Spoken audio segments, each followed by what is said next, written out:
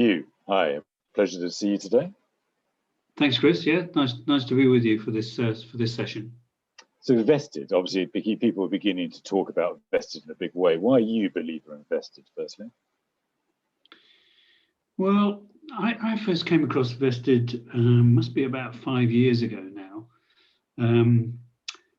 It struck a chord with me because it is very, very people oriented. It is all about relationships. You know, they talk about relational contracting and the like.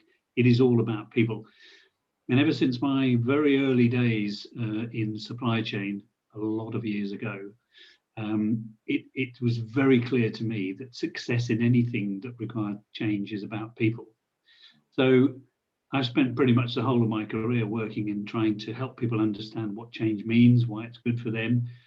So when you come across something like vested, which is really trying hard to change the way people work, instant appeal for me, just in what it was trying to do, the kind of mindset that it was trying to make and create within people. Very different from the traditional way of working. And that's exactly what I'd faced in manufacturing for a long, long time. Still do face it, actually. So that's why it appealed to me. And I think it appeals to many other people who think the same thing as well.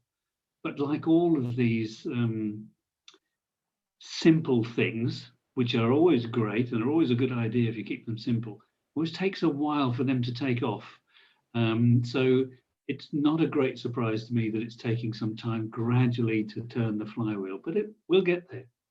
One of the reasons why I was particularly keen to talk with you, Hugh, is that you particularly focus on supply chain. And supply chain is probably the hardest area almost to get that trust and that everyone working collaboratively, isn't it? Is that fair to say? Yeah, I think it is. I think people like the idea of trust, and in many ways, they do have plenty of suppliers who they trust. They've been working with them a long time. If they didn't trust them, they would have changed suppliers very quickly. But the way of working is, in terms of procurement with manufacturers, very, very similar to traditional ways elsewhere, very transactionally oriented. I need this from you, I will pay you that for X quantity of it if you deliver it on time. And that still dominates the whole way of working with this. I'm not sure it's any different from other areas in terms of company to company. But what you do see, of course, is that in the supply chain, there are multiple relationships from end to end.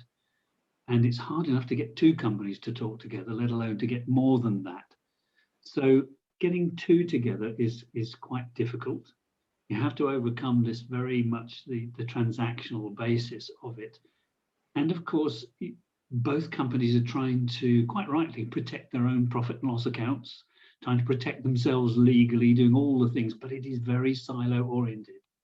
So it's not an easy space to do it in, that's for sure. It's incredibly hard space to do it in. Do you sense there's a real change in emphasis there?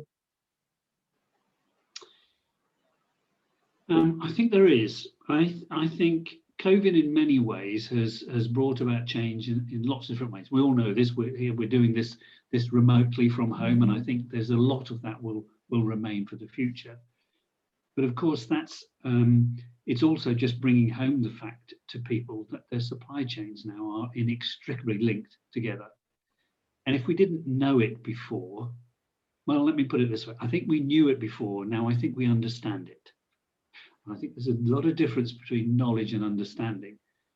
The companies are trying to find ways to speed up that supply chain, to protect themselves against this kind of risk, and realizing you can only do it, A, collaborating internally, and secondly, collaborating externally.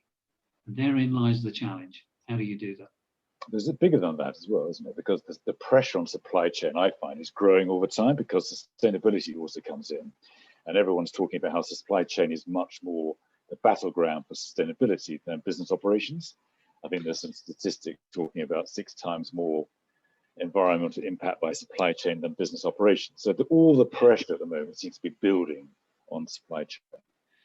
I think it is. I think it's always been there. Supply chain is one of those places where if it works well, nobody notices. But if it doesn't work well, everybody notices.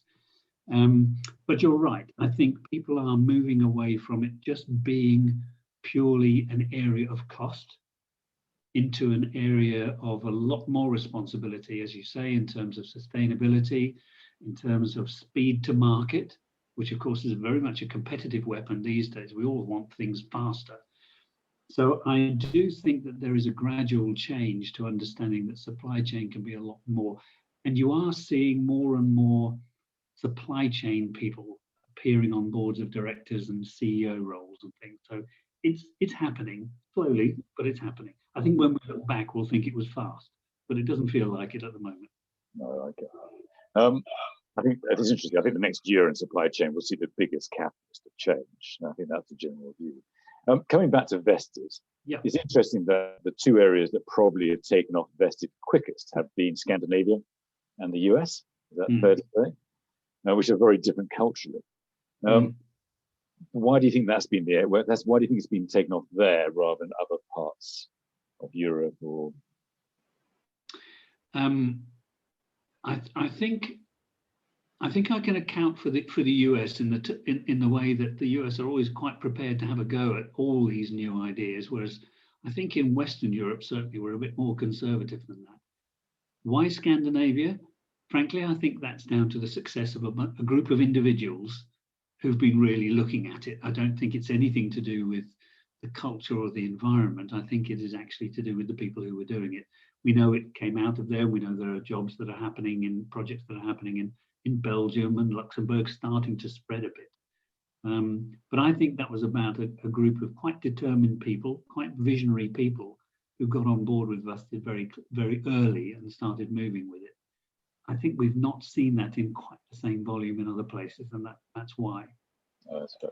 But I think in the UK, culturally, we are a little more conservative. If it comes from the US, I'm not sure we're totally open-armed in welcoming it. Right. I know your passion about this is about people and behaviours, which is something you hold really strong. I suppose, what's the journey on that piece? How do you see the journey of that piece changing? Because that's the point. We've got to build better trust and better communication, don't we, in business? Yeah, we do. I think with Vested, as I see in one or two other areas of major change, the need for the senior leadership to be on board with this, because it is about behaviours and people, is absolutely critical. And I do see more and more leaders starting to listen to this. The reason why I say they're critical is that they are the people who measure performance. They are the ones who set KPIs, key performance indicators. And key performance indicators drive the way people behave. You know the old saying, you get what you measure. Well, the people who are measuring are the leadership team. So if you want collaboration to happen, you have to start measuring procurement teams in a different way than just a cost basis. But very often at the moment, they're measured in sort of lowest unit cost price, price performance and variance, if you like, within that PPV. Well, that looks at one thing only. It's very silo oriented and people get paid quite rightly bonuses for behaving in that certain way. But to deal with something in a relational contract, such as Vested represents in this, you have to change the rules of the game. Well, the only people who can change it are the leadership team. If you want them to behave in a different way, the leadership team has to set the different KPIs. For them to set different KPIs, they have to understand what it is they're doing, what the consequences are. And the reason that's so critical is that when you take people who are not necessarily always involved in supply chain, so think finance, who are traditionally scorekeepers, and legal entities, both of those are there to protect, in a way, a silo. They're there to protect the financial performance, and they're there to protect the company legally. The company, not the relationship, the company. So if either of those steps into a vested relationship and says, we must have a 10% reduction in cost from our suppliers, it's just blowing a hole through the relationship that's built up with vested. So they have to be part of the process of understanding, contributing to and being proactive to that relationship. Same with legal, and I would argue same with the CEO. They have to understand this is different.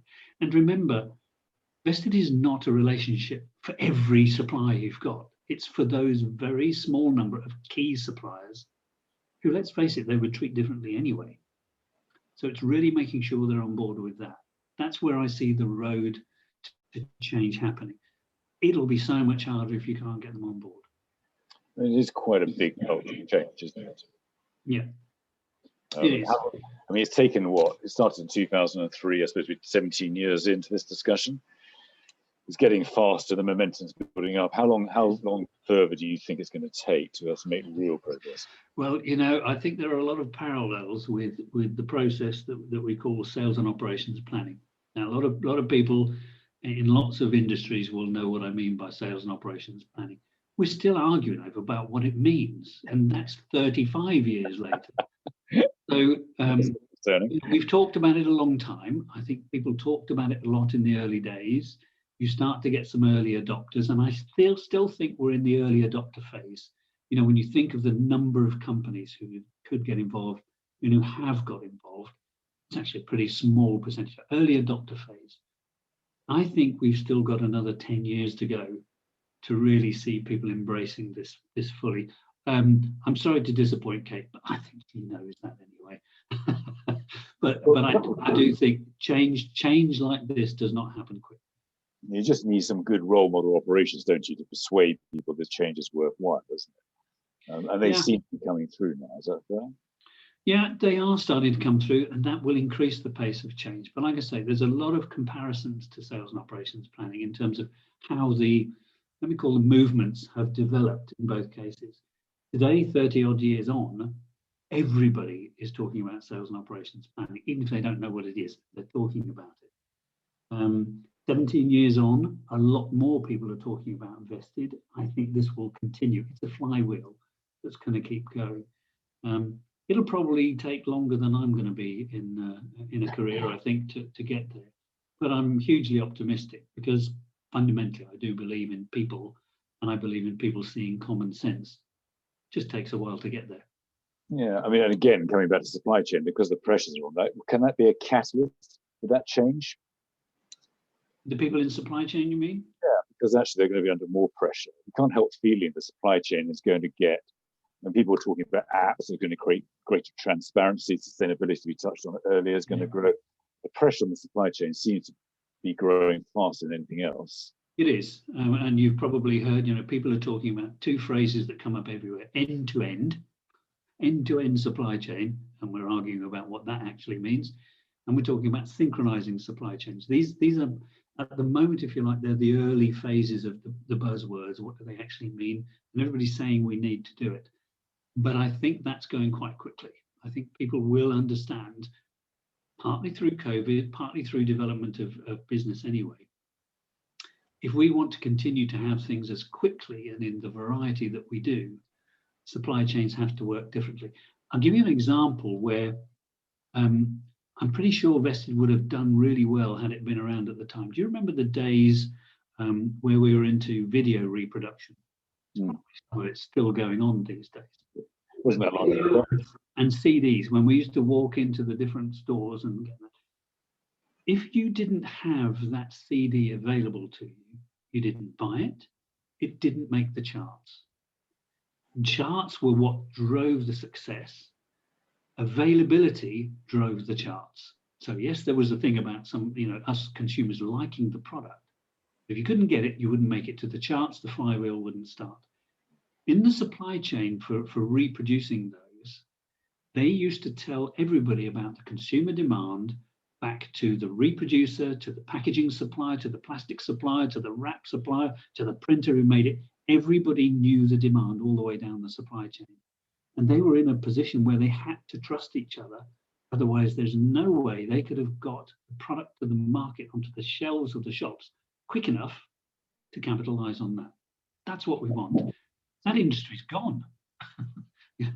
Yeah, it's a really interesting debate, this one, isn't it? Because the argument is technology then can be the catalyst for this. Because technology is going to make the supply chain that much more visible to everybody. Yeah, visibility is one thing. Understanding to what to do with the visibility is the other thing. And this is where the people thing still has to come in. You know, that there's been lots of software around that have made all sorts of things visible to us. Shop floor data capture many years ago was the thing. made things visible to people. Has it changed much?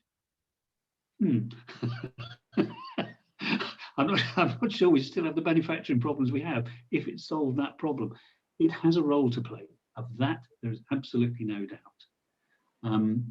But where I feel the objective of it is misunderstood, just in the days of shop floor data capture, if you said to them, we need to know where everything is, why do you need to know that?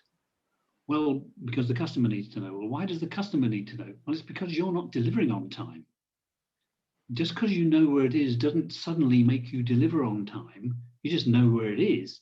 You've still got all those manufacturing practices to take into account to get it there.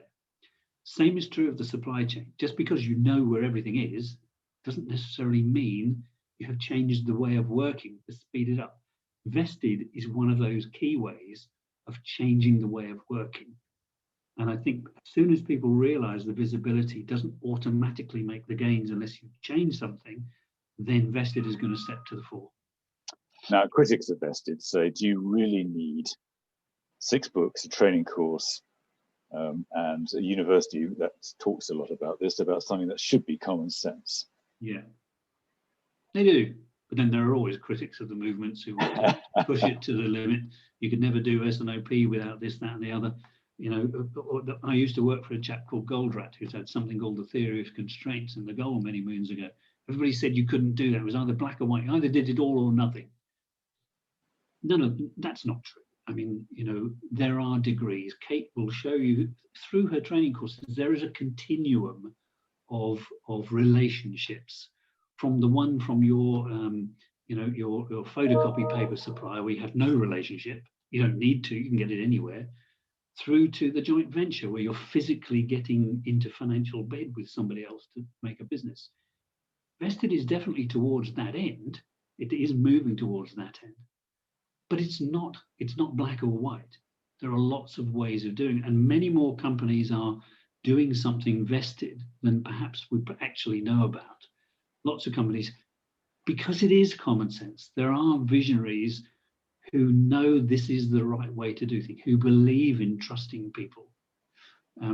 It doesn't automatically make it vested. Vested, if you like, formalizes it. Vested is a way of formalizing and getting a lot of people some qualifications, and you know, it's a good movement to get on board with. And I think that's what Kate Vitasic and Vested really represent. But it isn't black or white. It is a journey. What changes would you like to see happen now? What would you like to see happen to promote Vested? It's a difficult thing, isn't it? But people believe more when they see, as you said beforehand, the really good case studies. I think we've got some great case studies, particularly in the relationships between even manufacturers and service providers, whether it's logistics providers or facilities management providers.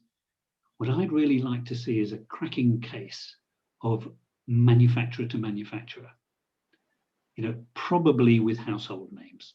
You know, that's probably what we're going to see, because people need to see that it's possible. And it just needs those very early adopters, particularly in that space, to start to make it happen. I mean, you know, in the facilities management, health organizations to their providers, that's really starting to move. That's going great.